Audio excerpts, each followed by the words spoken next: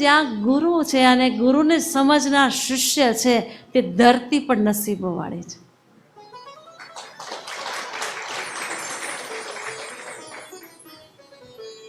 અને એ ગુરુના સંપર્કમાં આવનાર જીવ પણ નસીબ વાળો છે. વગાડી લો આજ પોતાના માટે તાલી. એ નસીબ છે કે આજે આપણને મનુષ્ય અન્નનો ભૂખ્યો નથી, મનુષ્ય પ્રેમનો ભૂખ્યો છે. કોઈ 56 ભોગ લઈને તમને ખવડાવવા માટે તૈયાર હોય, પણ ત્યાં પ્રેમ ના હોય તો તે ભોગ નકામા. પણ જ્યાં પ્રેમ છે ત્યાં કંઈ ના હોય તો પણ આનંદ જ આનંદ છે, સુખ જ સુખ છે. અને એક સાચો પ્રેમ આપે કોણ છે? જીવને સાચો પ્રેમ મળે ક્યાંથી છે? એક તે તારણહાર સદગુરુથી, જેમને કંઈ જોતું નથી. અને આપણી પાસે છે પણ શું કે જે આપણે એમને આપી શકીએ? અને જે કંઈ છે થોડું ઘણું તે પણ તો નશ્વર. જેમને શાશ્વત પ્રાપ્ત કર્યું હોય, કે જ્યાં દુઃખ લેશ માત્ર નથી, જ્યાં ચિંતાનું તો નામો નિશાન નથી, તેમને આપણે આપી પણ શું શકવાના? છતાં પણ તે જીવને પ્રેમ કરે છે. કંઈ જોતું નથી પણ પ્રેમ કરે છે અકારણ. તેથી તો એક નામ પડ્યું અકારણ કરુણા વરુણાલય. અને જ્યારે નામ સ્મરણ કરીને અકારણ કરુણા વરુણાલય, ત્યારે આપણા હૃદયમાં પણ તે સ્મરણ થઈ આવે કે ખરેખર ક્યાં તો તે ગંદરાઓમાં ગુફાઓમાં ભ્રમણ કરતા કરતા તે બ્રહ્મ મસ્તીને પ્રાપ્ત કરે. અને આજ બ્રહ્મ સુખ આપણને વ્યાસપીઠ પરથી ચાલતા ફરતા સ્મરણ કરાવતા ને જેલ મંદિરથી પણ ચૂક્યા નથી.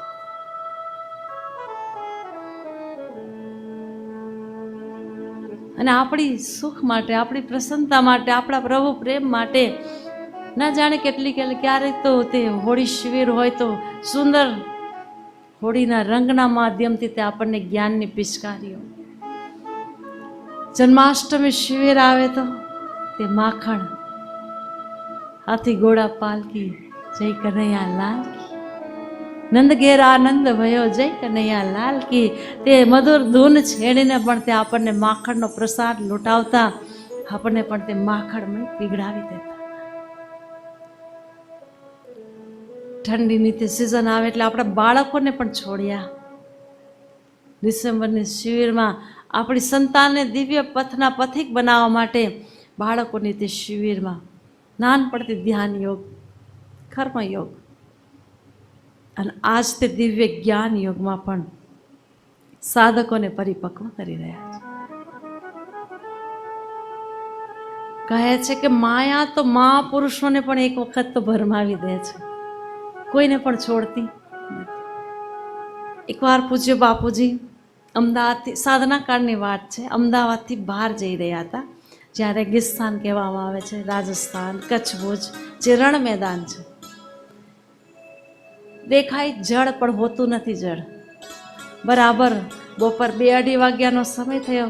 પૂજ્ય બાપુજીને લાગ્યું કે સામે જળનું એક તળાવ છે અથવા તો નદી ચાલી રહી છે. સમિતિના ભાઈઓને કહે કે ભાઈ 1-2 કલાક પછી આવું છું, સ્નાન ખંભા પર ટોવેલ ધોતી નાખી છે અને સ્નાન કરવા માટે બાપુજી જઈ રહ્યા. સમિતિના ભાઈઓ પાછળ પાછળ, બાપુજી ત્યાં જળ નહીં મળે. બાપુ બોલે અરે સામે દેખાય તો રહ્યું જળ. બોલે બાપુ તે જળ નથી, તે રેગિસ્તાન છે. જળ દેખાય છે પણ તે જળ નથી. સમિતિની જ્યારે તે વાત બાપુ સાંભળે છે તો એ જ સમય પર ત્યાં સત્સંગ શરૂ કરી દે છે અને કહે છે કે આ માયા પણ એવી જ છે કે દેખાય છે સુખદ, પણ ત્યાં સુખ છે.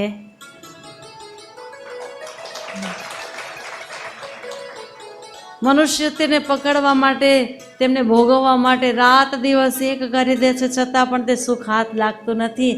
અને પરિણામે તે નિરાશા, દુઃખ, ક્લેશ, ચિંતા, પરેશાની ગ્રહણ કરતા કરતા તે માયામય બનતા, પછી આ જન્મ મરણના ચક્રમાં અટવાઈ જતા. ફરી પુકાર કરતા કરતા કરતા ગુરુ શરણ આવે છે.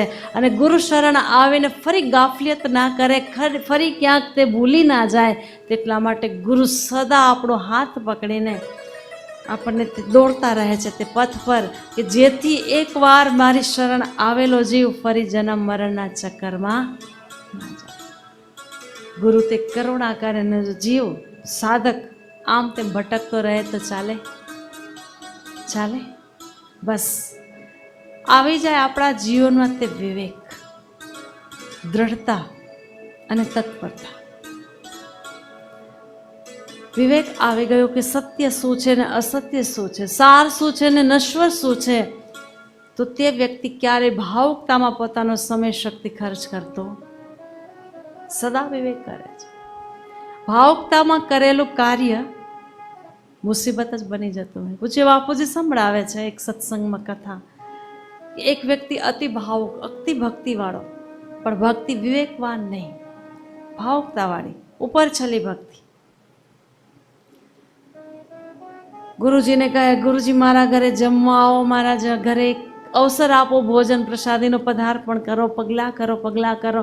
આવો સાધકનો ભાવ છે. ગુરુ મહારાજ રીઝી ગયા, હા કહી દીધી. ગુરુજી આવ્યા ઘરે, ખૂબ સુંદર ભોજન, વેરાયટીઓ, વાનગીઓ બનાવી પીરસી. ગુરુજી થાળી પર બેઠા છે, આસન પર બિરાજે છે અને ભાવમાં વીંજણો કરતા કરતા આજ હરખ હરખમાં તે ના સમાયો ને ચક્કર ખાઈને તે થાળી પર પડ્યો.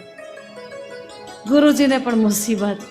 જે વ્યંજન વાનગીઓ બનાવી હતી તે ઉછળીને ગુરુજીની આંખો પર, ગુરુજીના કપડા પર, ખાવું ખરાબ ને મુસીબત અપાર. તો એવી ભાવુકતાથી બચી, ભાવની સાથે વિવેક. ગુરુ કેવા કર્મથી ને કેવા ભાવથી ને કેવા પ્રેમથી જીતી લે છે પોતાના શિષ્યનું હૃદય, તે ગોપીઓના પ્રેમ પ્રકાશથી શીખીએ. અહર્નિશ પ્રેમ હૃદયમાં. કૃષ્ણએ કહ્યું કે બસ નહીં રડવું તો નહીં રડવું.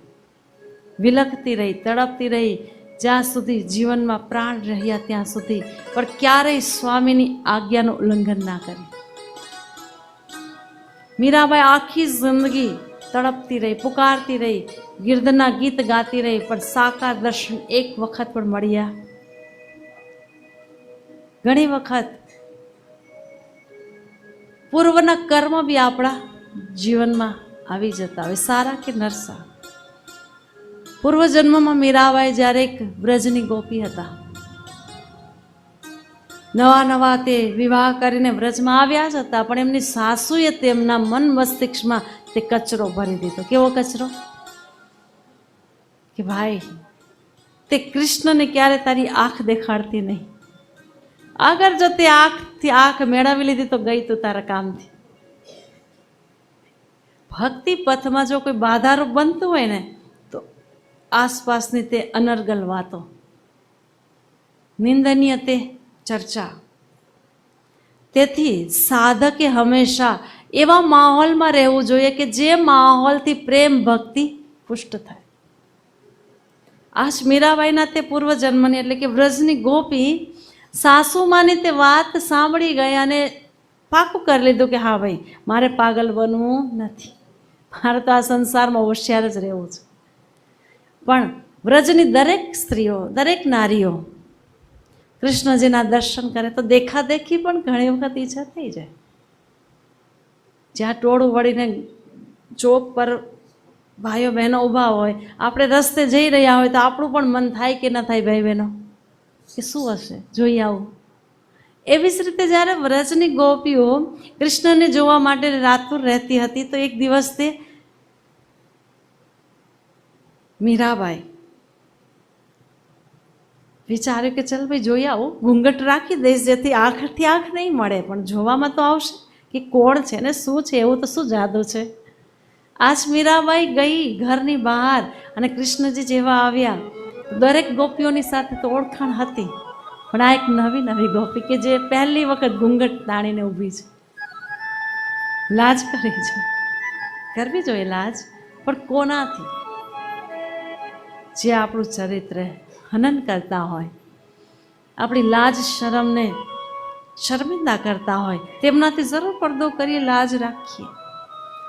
પણ જેના દર્શન કરવાથી, જેમનું સ્મરણ કરવાથી, જેમનું નામ લેવાથી આપણું હૃદય પાવન થતું હોય અને પાવન હૃદય આનંદિત રહેતું હોય, ચિત્તમાં પ્રસન્નતા આવતી હોય, પ્રસાદે સર્વ દુઃખા નામ હાનિ રસ્યોપજાયતે પ્રસન્ન ચેત સોયાસુ બુદ્ધિ પર્યવતિષ્ઠતી.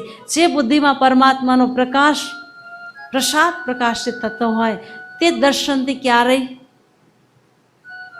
લાજ કરીએ, શરમ રાખીએ. ત્યાં તો દુનિયા બોલે તો મીરાબાઈ બની જઈએ, પણ ક્યારે બીજા જન્મમાં, આ જન્મમાં મીરાબાઈએ પણ માર ખાધી છે. કૃષ્ણજીને જુએ ઘણું સારું લાગે ઘૂંઘટમાં, પણ આજ કૃષ્ણજીની પણ જિજ્ઞાસા થઈ કે નવી ગોપી કોણ છે કે જે ઘૂંઘટ તાણીને આવી છે. કૃષ્ણએ કહ્યું કે ગોપી દેખાડ, તું કોણ છો, તારો પરિચય આપ. પણ ચૂપ રહી. 1 દિવસ, 2 દિવસ, 3 દિવસ, આજ તે ગોપીથી રહેવાતું ન હતું કૃષ્ણને જોયા વગર. જોતી હતી પણ ઘૂંઘટમાં, અને કૃષ્ણની પણ લાલાયિતતા વધતી ગઈ. કોણ છે એવી તો કોણ ગોપી છે કે જે મુખ છુપાવે છે? કહે છે ને કે જેટલું છુપાવે તેટલી જિજ્ઞાસા. બાળકો મોબાઈલ જોતા હોય અને જેવી માં પડકાર કરે કે બેટા, તો એ છુપાવવા લાગતો હોય, કારણ કે ચલચિત્ર જોઈતો હોય.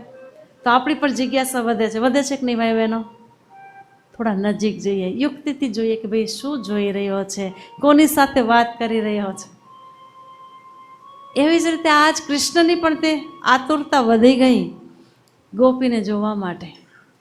પણ ગોપી તો કસીને બરાબર પેક કરે પોતાના ચહેરાને.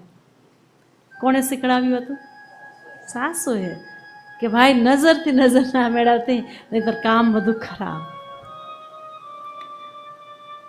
બન્યું એવું કે ભગવાન શ્રી કૃષ્ણ એક દિવસ પોતાના સ્વસ્વરૂપમાં આવ્યા અને કહ્યું કે જા, જેટલો તું મને તડપાવે ને તેટલો હું પણ તને તડપાવીશ, કે તું મને જોવા માટે અતિ તડપીશ, છતાં પણ હું તને સમ્મુખ થઈશ.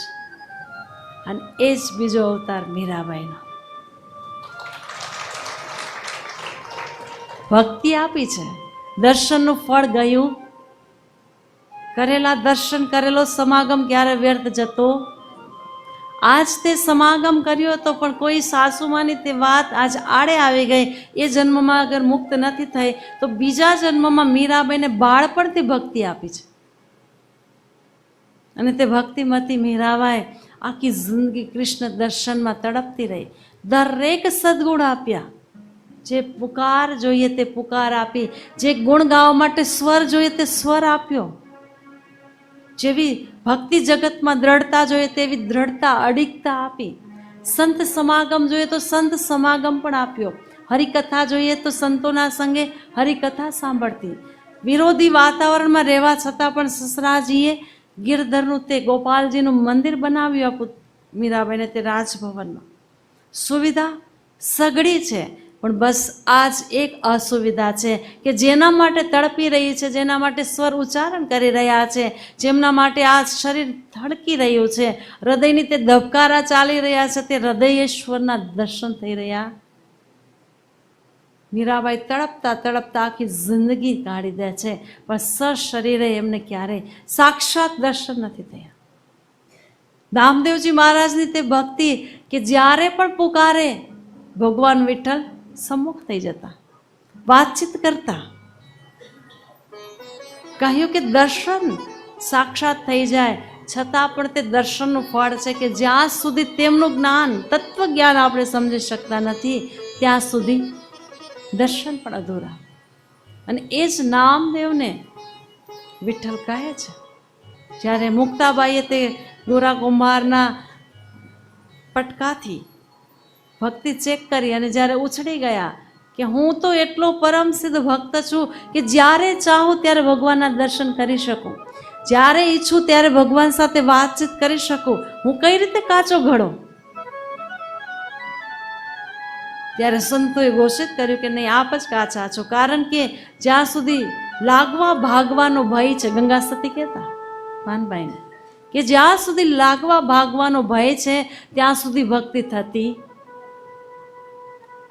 અને એકવાર જો સાચી ભક્તિ થઈ ગઈ ને તો તેમને કોણ શું કહેશે ને શું કહેશે અને કોણ ભક્ત કહે અભક્ત કરે તે હૃદયથી સમજમાં આવી ગયું હોય છે. અને એ જ નામદેવજી આજ વિઠ્ઠલને પુકારી રહ્યા છે. એ વિઠ્ઠલ, આજ સંતોએ મને કાચો ઘડો કહ્યો. કાચો ઘડો છો. હું જ્યારે આપનું સ્મરણ કરવા આપ પ્રગટ થઈ જાઓ, જ્યારે હું આપની સાથે વાત કરવા માંગુ આપ મારી સાથે વાત કરો, હું કઈ રીતે કાચો ઘડો? ત્યારે ભગવાને કહ્યું કે જે સુખ દુઃખમાં સમ રહી શકતો નથી, માન અપમાનથી પર થઈ શકતો નથી, જે સંસારના આકર્ષણ વિકર્ષણથી નિર્લેપ થઈ શકતો નથી, તે કાચો જ ઘડો છે. જ્યારે ભક્તિ પરિપક્વ થશે ત્યારે કોઈ તમને કાચો કહે, કોઈ પાકો કહે, પણ હૃદયથી તો તે જ સ્મરણ ને તે જ સુખ ને તે જ પ્રસન્નતા રહે તો સમજો કે આજ ભક્તિ ફળીભૂત થઈ. તો હે નામદેવ, આપ ગુરુના શરણ જઈને ગુરુ જ્ઞાનને સાંભળો, ગુરુ જ્ઞાનને હૃદયસ્થ કરો, અને જ્યારે ગુરુનું જ્ઞાન હૃદયમાં ઉતરશે ત્યારે તે સુખ દુઃખની ભયની તે રેખાઓ છે તે નાબૂદ થશે.